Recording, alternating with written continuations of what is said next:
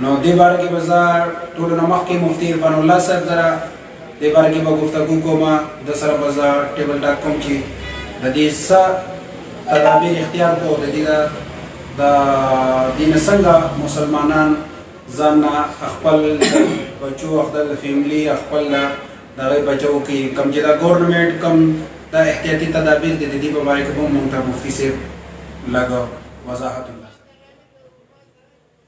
وعلیکم السلام ورحمۃ اللہ وبرکاتہ. سب سے پہلے میں آپ کا بہت زیادہ شکریہ ادا کرتا ہوں کہ آپ نے مجھے اپنے قیمتی اوقات میں سے وقت دیا. اللہ رب العزت آپ کے سعی کو اپنے دربار عالیہ میں قبول و منظور فرمائے اور اللہ رب العزت اس ادارے کو شرف قبولیت سے نوازے. آپ نے جو بات ذکر فرمائی ہے کہ اس وقت میں جو سب سے زیادہ مشکل حالات ہیں ہمیں کون کون سے تدابیر اختیار کرنے چاہیے تاکہ ہم اس آفت سے اور اس مصیبت سے محفوظ رہیں. یہ بات ذہن میں رکھیں کہ دو قسم کے تدابیر ہیں بنیادی طور پر.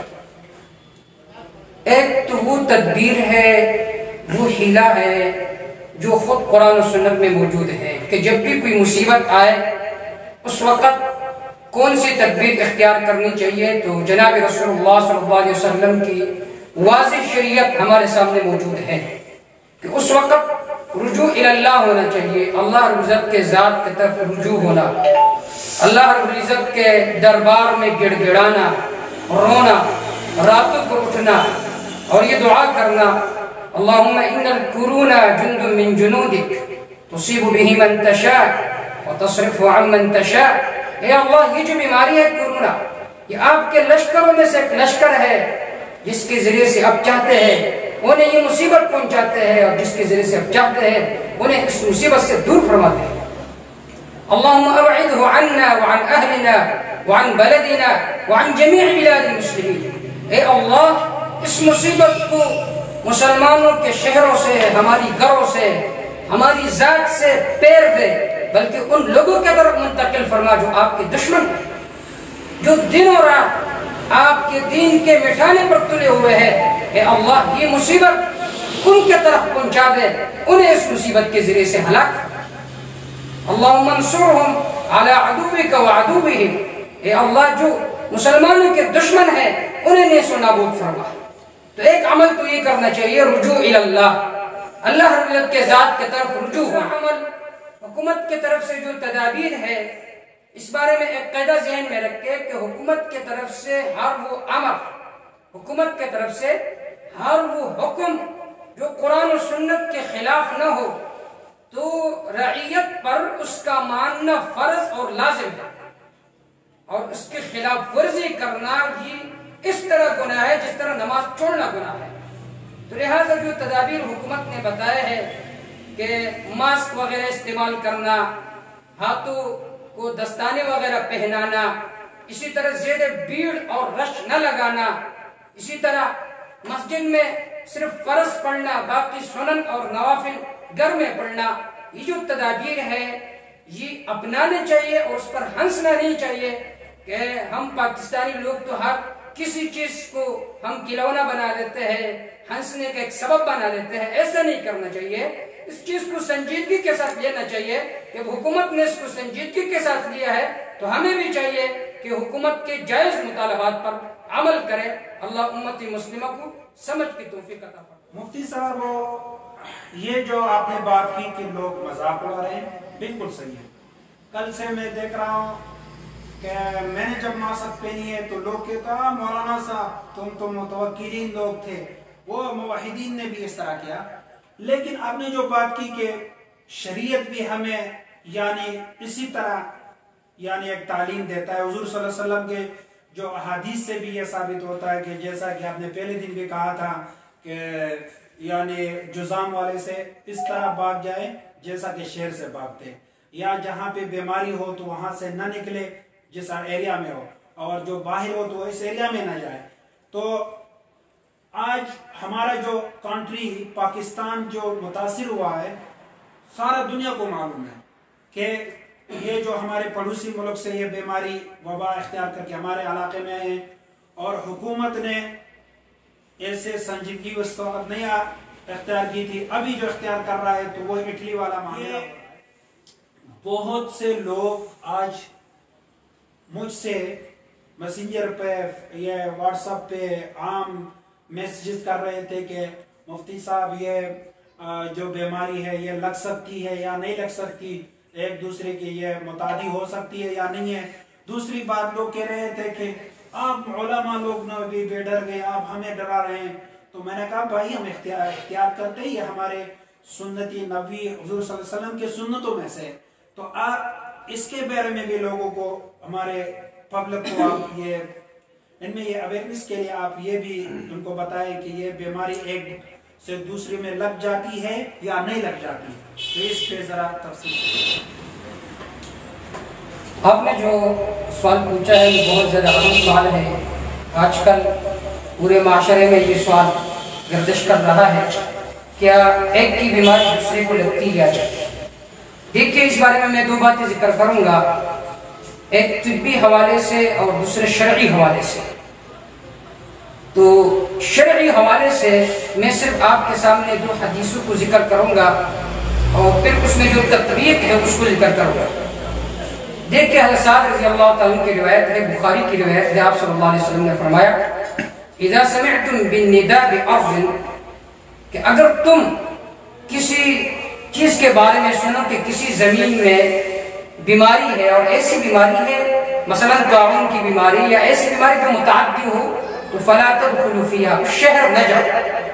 اگر تم اس شہر میں ہو تو اس شہر سے دوسرے شہر کی طرف منتقل نہ ہو۔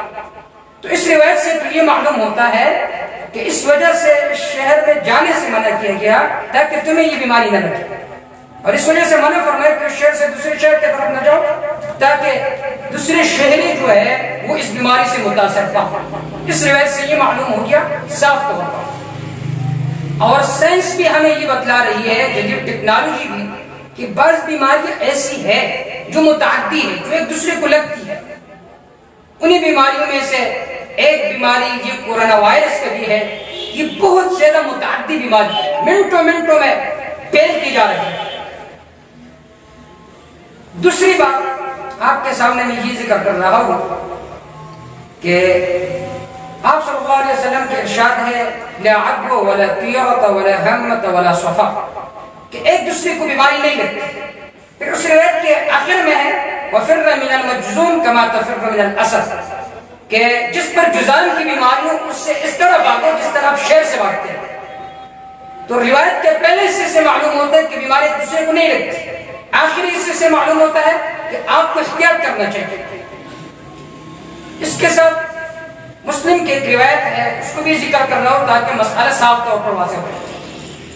قال الاعرابی، ایک دیہاتی نے کہا یا رسول اللہ، ایک اونٹ ہے جو ایک دیہات میں ایک صحرا میں ہے، اس طرح صاف و شفاف ہے جیسا کہ ہرن ہوتا ہے، اس پر کوئی بیماری نہیں ہے۔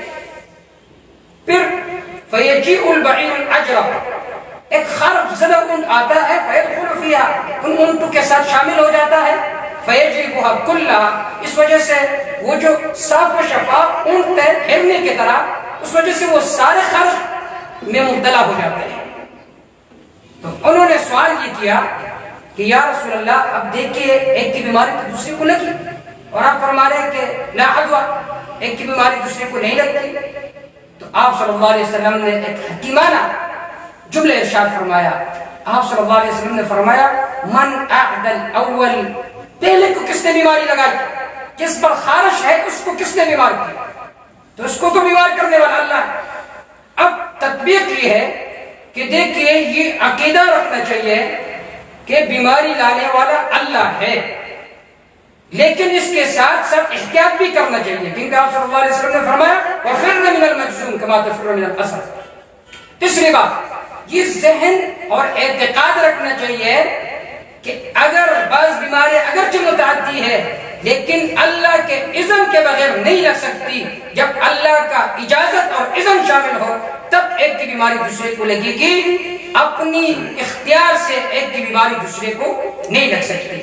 تو حاصل یہ ہے کہ شرعی طور پر بھی ہمیں شرعی فارمولہ یہ بتلا رہا ہے کہ بعض بیماریاں ایسی ہے جو متعدی ہے، لہذا اس میں احتیاط کرنا چاہیے، لیکن یہاں پر بھی یہ ذہن میں رکھنا ہوگا کہ بیماری لانے والا اللہ ہے۔ ہم جو احتیاط اور احتیاطی تدابیر اختیار کریں گے تو وہ صرف سبب کے درجے میں ہوگا، اسے ہم مؤثر حقیقی نہیں سمجھیں گے۔ اللہ تعالیٰ قرآن و سنت کی صحیح سمجھ اذانیں بھی ہوئی، ہمارا پروگرام آج اختتام کی طرف جا رہے ہیں۔ مفتی صاحب ہمارے آج مہمانان خصوصی مفتی عرفان اللہ صاحب اور مولانا طیب صاحب، یہ ادارہ ہم نے بنائی ہے کہ اسلام کی اشاعت ہو جائے اور دینی مسائل اور آپ کے مسائل اور ان کے حل، اور اس کے ساتھ ساتھ مفتی صاحب میں نے یہ پرنٹنگ کے کام بھی ہم کر رہے ہیں پینافلیکسز کے، اور اس کے علاوہ ڈی آئی ٹی پروگرام ہم نے شروع کیے، ڈپلوما انفارمیشن اینڈ ٹیکنالوجی، کہ ہمارے اس جدید دور میں ہمارے مذہبی لوگ، ہمارے مسلمان، ہمارے بھائی وہ یعنی ان چیلنجز کے مقابلہ کریں۔ تو آپ اس کے بارے میں عوام سے بھی کچھ پیغام دے اور پھر ماشاءاللہ مفتی صاحب نے جو بات ذکر فرمائی ہے کہ شرعی سوال و جواب کے ساتھ ساتھ جو دوسرے کام انہوں نے ذکر فرمایا، پرنٹنگ دوسرے وغیرہ امور، تو یہ بھی بہت زیادہ ضروری اور لازمی ہے۔ دیکھیے اس زمانے میں مقابلہ بہت زیادہ سخت ہے مغرب کے ساتھ، کیونکہ وہ ہر اعتبار سے مسلمانوں کو نیچے دکھانا چاہتا ہے، تو ہمیں چاہیے کہ ہم ہر محاذ میں اس باطل کا مقابلہ کریں۔ تو اللہ تعالیٰ مفتی صاحب کی اس کاوش کو اور تنویر دے، انہیں شرف قبولیت سے نوازے، ہماری دلی دعا ہوگی اللہ اس ادارے کو کامیاب فرمائے۔ دونوں مہمانوں کا شکریہ ادا کرتا ہوں، اور اس پروگرام لوگوں میں اویئرنس کے لیے، شعور کے لیے، آگاہی کے لیے پروگرام تھا، شارٹ تھا۔ انشاءاللہ آئندہ ہمارا پروگرام اس طرح جاری و ساری رہے گا۔ دونوں کی موسٹ ان کے لیے ویلکم اور thank you very very much. السلام علیکم ورحمۃ اللہ وبرکاتہ۔ شکریہ۔